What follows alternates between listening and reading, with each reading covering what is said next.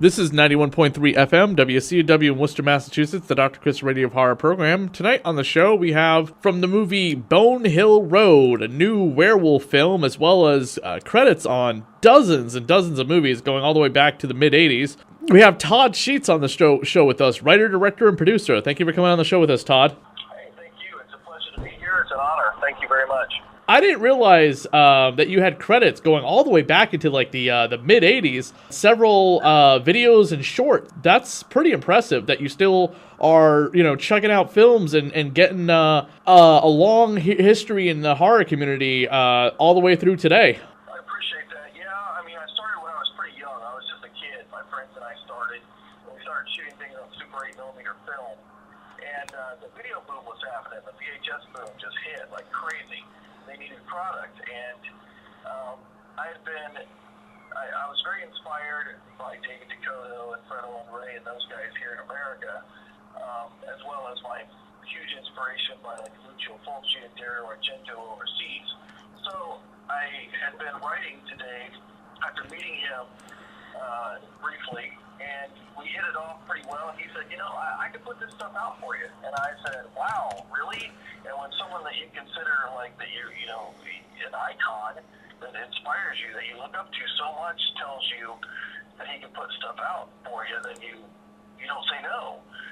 So my friends and I, we got our films distributed through Dave Dakota, and it was a blessing and a curse. It was great because I got my foot in the door and I got my name out there, and that's why I'm still working today with the millions of cell phone Scorseses out there shooting things on an iPhone. It's really interesting that I am still doing it, but that's because I had relationships with a lot of people in the industry for so many years. Those early movies were terrible, and so a lot of people just tore me up and were very mean to me. They told me, one guy said, if you ever pick up a camera again, we'll kill your mom. And that's how nasty critics were back then. But, I kept going anyway, so there you go. Bone Hill Road is a brand new werewolf movie in a genre that doesn't really exist right now. There hasn't been anything for werewolves in a few years. Well, we've had a few werewolf movies like Carnivore and things like that came out, but my thing is werewolves are my favorite monsters of all time, and I always dreamed of making a werewolf movie, but I just didn't have the funds, nor did I have the ability to do so. I mean, I knew my limitations. But finally it hit me, and I said, I'm going to make this werewolf movie because I had a heart attack, and I was in a hospital for 31 days, and I almost died. And when I decided to get out of there and make my comeback to film, I said, I'm going to do all the movies that I never got to do before. Dreaming Purple Neon, which was the one before Bone Hill Road, was one of those movies, and Bone Hill Road is definitely one of those movies. And we didn't have much money. $13,000 to make a creature feature is really insane. Even on a small scale, we should have had 10 times that amount just to even look at it. But I pulled in a lot of favors, and we just did it with all of our heart, our soul, and our passion. And I'm really proud of the movie, and I'm really proud of the werewolves. They are unbelievable creations. It was a mix of several different companies, Midnight Studios and GDS Effects, and they're in England, and Joe Castro. Everybody came together to make amazing monster suits and to work really hard to make the movie what it is. And some people will write to me and say, this thing looks cheap. And I'm like, well, it's $13,000. Of course it's going to not look like we spent $2 million, but I think for the money we had, we got a really good amount of production value, and I really think it looks good and it sounds good, and the monsters, which is what the movie's all about, they are magnificent. So in that regard, we had a lot of really cool people working with us. They didn't charge us for labor on these monsters, and they did us right. And the movie, I'm really proud of the fact that it's out there and it's doing so well, and people can buy it everywhere. I mean, it's all over the place. Talk a little bit about the werewolf suits and everything and what it takes to put those together. I mean, I watch a TV series that has werewolves on it once in a while, and all they do is like long, fingernails and teeth, and they don't look any different than vampires, and it's just like completely lame.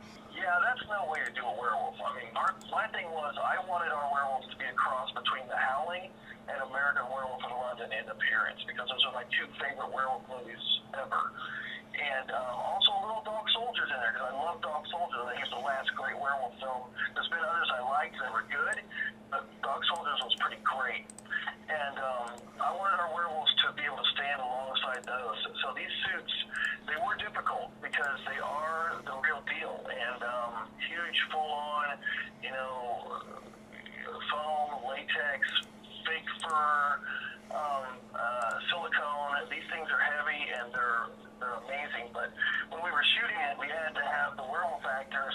We would get a shot, and we were shooting this in the summer, so it was like 80 degrees, 90 degrees, sometimes 100. And so we would shoot a couple of shots, and then we'd have to wait. And then we'd, let them cool off a minute, and then set up for the next. So we tried to have 2 waves of werewolves, and we'd have like the first wave, they'd do their shots, and they'd go off and get cooled off, and we'd shoot the second wave, and we started alternating like the way we shot them. Also, even learning how to shoot these werewolves was difficult because, you have to light them differently than you do humans, just because of the materials being used, how it absorbs light and how it reflects light. And we had to learn how to shoot these werewolves in a way that we could shoot them in the same scene with the humans and have the lighting work for both. And it was just you don't want to come across something like Showbiz Pizza or, Chuck E. Cheese, whatever you call it. So we want to make sure these guys look fantastic, and part of that's lighting. But really, the suits were so good that they really look great on their own. We have one standing in the studio in the corner. He's like a mascot for us there in the studio. And he looks great just standing there in the corner. These are great suits. But the heads were, some of the heads were manufactured here in America. The other heads were, like I said, GDS Effects in London. And he does a fantastic job with these heads. You can puppeteer them. You can do all this great work with them. And they look fantastic on screen. Their glass eyes glisten, and they really look real. And it's an unbelievable, you had a little bit of slime in that mouth, and that thing's alive. And it's just an unbelievable opportunity that we had to work with so many talented people, because without them and their wolf suits, we wouldn't have a movie at all. I mean, those guys really stepped up and did an amazing amount of work, and it's all practical. The whole film is all practical, no CGI at all. Yeah, I think the CGI is kind of the worst thing you can do with the werewolf. American Werewolf in Paris and the Twilight movies, they all kind of showed that, just how bad werewolf effects are CGI'd. Yeah, I agree. It's like Van Helsing, what was that? The funny thing is about that Van Helsing film is I come and go to LA quite a bit, and I was out there once, and they had a Van Helsing castle there at Universal. I went in it, and they have a werewolf in there at the end that's made kind of to look like the one from the movie, and his face and everything, but that werewolf was badass. He would jump off of stuff with these bungee cables and stuff, and he was really cool looking. And he had an animatronic head and everything. And I'm like, why didn't they just use this in the movie? This looks so much better than that thing they had in the movie. I feel like when you do that, it pulls you right out of the film. It feels like you're watching a cartoon. I cannot help how it just drives me nuts. I'm like, I just don't feel good about it at all. The movie Bone Hill Road, you wrote and directed. Have you written and directed most of your body of work? I've done kind of both. I wrote and directed a lot of it. Sometimes I'll direct another script from another writer if it's something that strikes me. It just depends. It's easier when you're on a low budget to write and direct, as long as you take the time. I mean, it's all about time. I didn't know that when I started as a kid, but it's about learning how to tell a story, and it's about time, and it's about investing in characters. I'm known for the gore. You pointed out everybody knows me for the gore effects, and for all the past, that's what I was known for, splatter and all that. And I was really good friends with Herschel Gordon Lewis, so they would call him the king of gore and me the prince of gore. It's pretty funny. I did not come up with that myself. But as you get older and you want to improve as a filmmaker and improve as a storyteller, each film you want it to get better and better, and you yourself want to be challenged and try to come up with characters and stories that are compelling, and that's kind of the big thing for me. And so if someone sends me a script, of course I'm interested.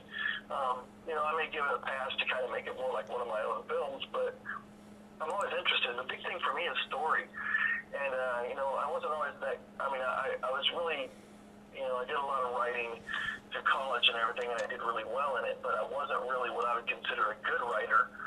But as I've evolved, like Bone Hill Road, I really love the story. I really do, and I'm very hard on myself. I look at the story and I say, if the story isn't compelling, if it doesn't have the elements that it needs to be full-on compelling adventure. I don't want to do it. And why waste our time and our months of our lives and time away from our families doing this if none of us get a salary? So why are we doing it if not to tell a good story and entertain people? And that's really what I do it for, is to entertain people and to tell a story. I kind of want to give back to this genre, because when I was having a bad time at school or a bad day at home, or maybe I got in a fight with one of my friends, you know, there's so many bad things that happen when especially when you're becoming a teenager and you're going through young adulthood.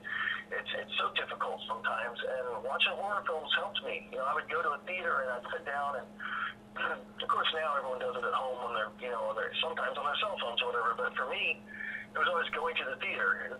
Home video was very new at the time, and so, you know, I had a VCR, but still, it was all about, you know, I was raised in a drive-in movie theater. I loved it, and I'd go to all the theaters and I'd watch these movies, and they would take that crap away for 90 minutes or 2 hours. You know, they would take away the hardships of life, and I had hoped, and maybe I could do that for somebody. That was a dream of mine, not to get rich, not to be famous, but to maybe entertain somebody with something that I worked on, that I did, you know. So that's why, you know, I kind of write and direct everything, is also because I want to be able to work as hard as possible to give back. The one thing that really impressed me about the film was definitely the practical werewolves.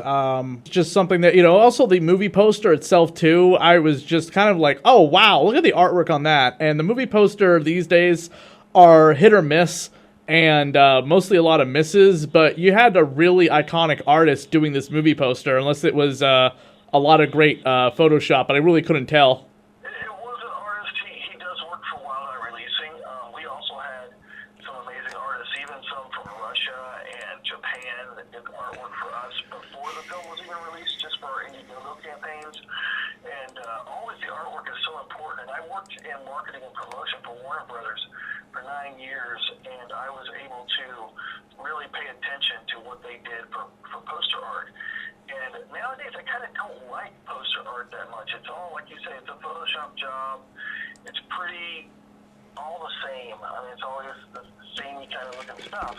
And for me, I was really, really wanting to do something that was more in line with, you know, the classic movie posters that I grew up loving. And I discussed that with Rob at Wild Eye, and he had sent me a few ideas. And we kept going back and forth, and he hit on this idea for that poster with the artist, and I was so in love with it. I said, it's perfect, it's everything it needs to be. It's kind of a little bit like a couple of posters we had done. And we even did one that was, you know, of course we did part of it in Photoshop, but it was taken by photographers, and we had one of the actual wolf suits from the film that are that good that we could put it on our poster, don't have to hide it.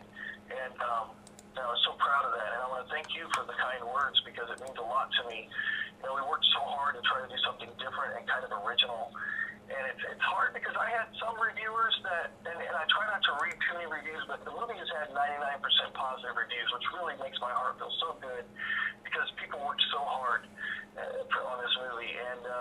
But every once in a while you'll get a reviewer, even though they like the movie, they're like, well, there's no werewolves in it. We don't know. And I'm like, what are you talking about? Because, like, we had werewolves 15 minutes into the film, you know, and then there's a couple of twists that happen, and we kind of get away from the werewolves for a minute, but not for very long. I mean, in the whole scheme of things, it was like 19 to 20 minutes away from werewolves for the entire running time, and then back to the werewolves for the big ending.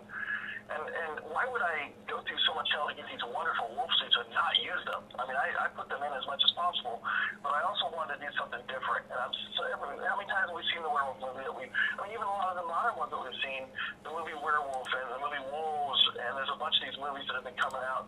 That one Werewolf is, it was a Universal thing, and I can't remember the subtitle on it. It had like some subtitle. But those movies, they're all kind of the same. You know, either we're on the side of these guys that are hunters that are trying to hunt down the werewolves, or we're on the side of the people, and it's like this teenager who's afflicted, and now he's going to be a werewolf, or this guy got bitten, and he's going to be a werewolf. And one review said, well, you know, we don't even understand where the werewolves came from. And I'm like, but do you hate Night of the Living Dead for this reason? I mean, I don't understand, because I don't know where the hell those zombies came from in Night of the Living Dead. What I do know is they were nasty, evil things that were going to eat everybody, and they were out there. And in a way, I say evil things, but that's also the truth of my werewolves is I didn't want them to be evil. I wanted them to be creatures who were just surviving, which is what Night of the Living Dead was all about. They weren't really trying to kill people, they were just trying to survive. And the werewolves in Bone Hill Road, basically these people stumbled on their hunting ground. This is where they live. This is their area. And so they're just trying to survive. And if you get in their way, you're probably going to not walk out of there. But that's just that's like it is with grizzly bears or anything. If you go stumbling into their area and you start messing around, they're starving to death. It's just going to happen. So I find them very neutral, and I wanted that to be part of the story too. And the evil in the story isn't the werewolf, so I'm not going to give that away. But when we wrote this, and when I wrote it, and I went through it, and I did the rewrites and everything, I really wanted to stress the fact that these were just. I love werewolves so much I couldn't stand to make them a villain. You know what I mean? I just love them too much. I've always been that guy that loves monsters.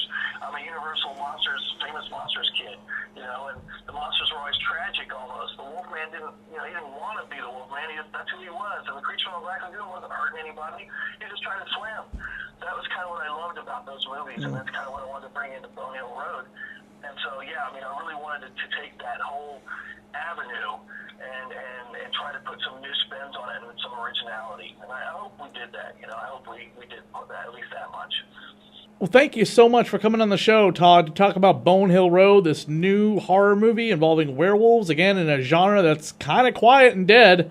You mentioned that other film, but it's just like, honestly, in theaters and like the movie theaters, we've not had a werewolf movie, really, of any kind of great design. So I appreciate coming on the show, talk about Bone Hill Road.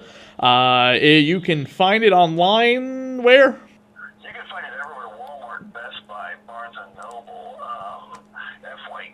You have a favorite store, it's probably there. It's online everywhere. My favorite places online would be you can get it at Dark Delicacies, you can get it at the Grindhouse Video, and of course you can get it at Diabolique DVD, which is a fantastic company.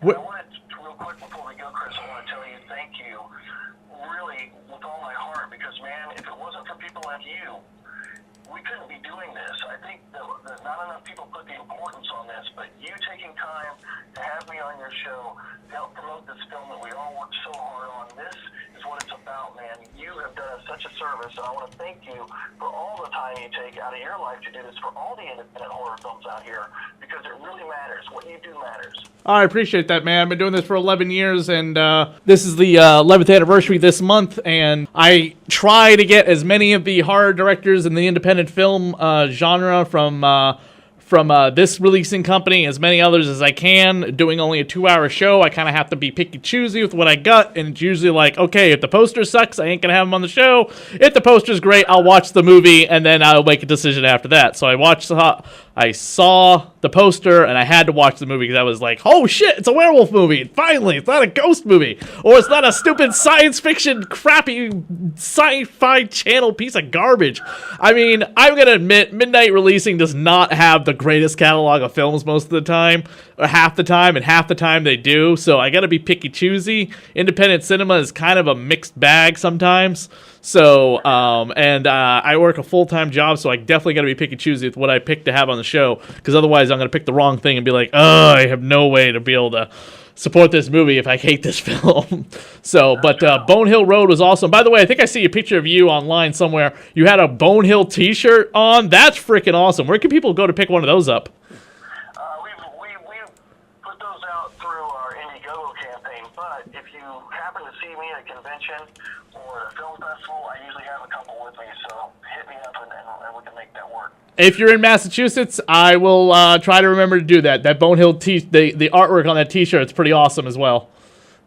Well, man, send me over your address. I'll send you one. I will do that, dude. Thank you very much. And you will definitely count on my roommate buys like everything on DVD, so he will definitely be picking up a copy of it if he hasn't already. Because he's like a connoisseur of like every single type of horror movie that he can get his hands on.